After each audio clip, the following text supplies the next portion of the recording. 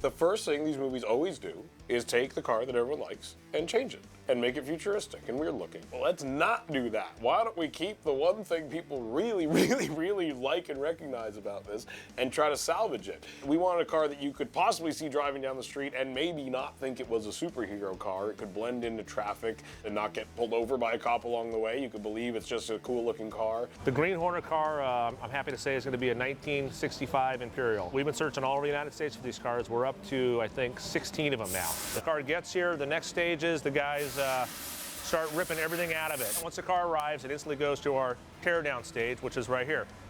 Basically, powertrain, motor, transmission, driveline, differential, electrical, everything is completely stripped of the car. We steam clean everything, paint everything, just so we have a fresh starting point. All bushings, rubber, everything in the car is replaced. We leave pretty much nothing to chance. We install a Chevrolet ZZ 454 motor, turbo 400 transmission, Moser 9-inch differential with Detroit locker, aluminum radiator, electric fans, pretty much all the good stuff for doing stunts. The cars make right about 500 horsepower, and in most cases do anything a stunt guy asks them to do. The picture car guys have done a lot of modifications to it from its original state. It's got all the toys that a stunt driver could ever want. It's an amazingly agile and controllable car.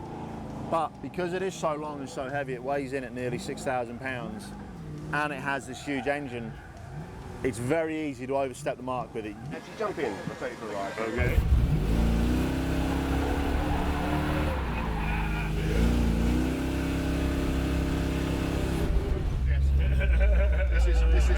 This is someone else. You heard.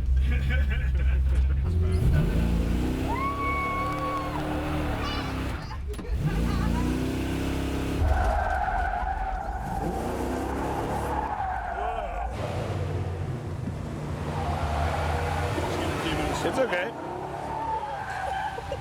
Jesus Christ.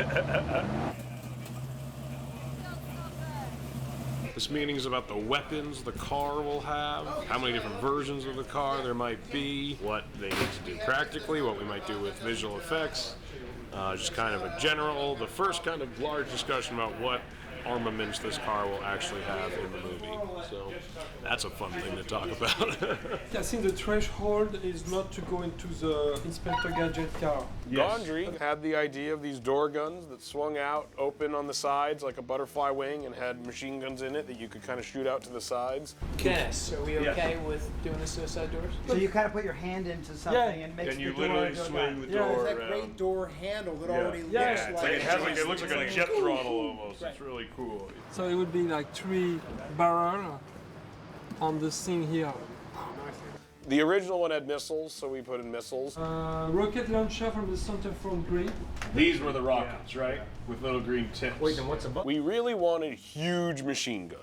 That was something, the original Beauty didn't have that awesome machine gun. And at first we had ones like this, then we had ones like this, and then Neil Moritz, Fast and Furious style, just said, like make bigger. it bigger. Yeah, Just make it as and- big as it physically could be. It's a little the Saint-Etienne. What is the Machine Neguer MG34? Oh, that looks rad. I mean, if you like It's good the enough sort for of- Nazi if you like Germany. the venting tube, that's just a piece of So you want something with like a chain feed, right? This is fun. That's cool. I like that it looks less like a gun that's made to be on a car and like they attached a gun onto a car. We wanted it to be done in a way that you could believe these guys could do it. That was the most important thing. That when you see those machine guns rise up, it doesn't feel like they have access to some technology that you or I don't have access to. It should just feel like they have more money than you and I have.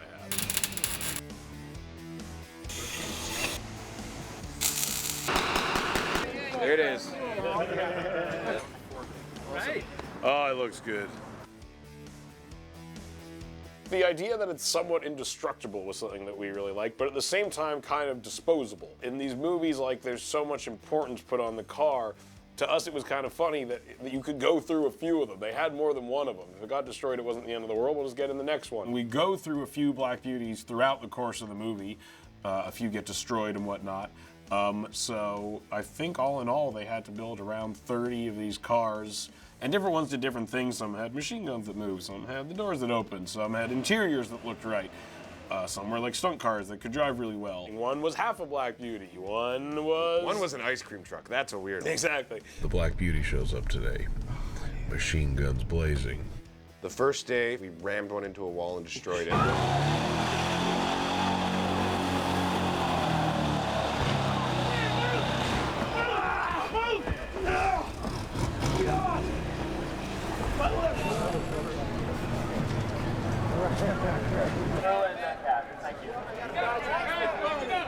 There was an issue with the accelerator, and he slammed into a wall and destroyed the car. What?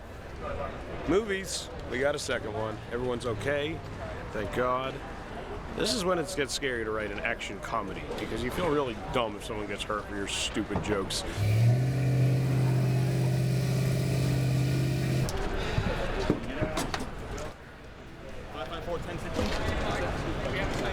That car, actually, I was quite surprised, drove away afterwards.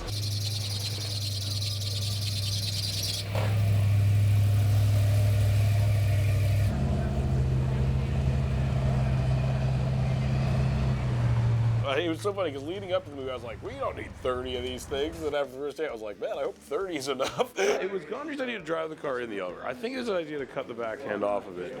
And then, from what I recall, me and Evan had the idea that the half car actually drives out of the elevator through the bullpen. And then we started getting into the idea that the car just becomes less and less as the movie goes on. And like the scene starts with a perfect condition Black Beauty, and by the end it's literally just 2 seats hanging from a tree. But it looks weird. He reminds me of Gary Sinise's legs in Forrest Gump for some reason. Like, it looks like they're digitally halved. It's funny, like the car is kind of like a guy at the end of an action movie. It's like in these action movies, like in Die Hard, I always think Bruce Willis is all bloody and he's horrible shape. It's kind of how the car ends up, but it keeps on trucking. And that's what makes it the hero.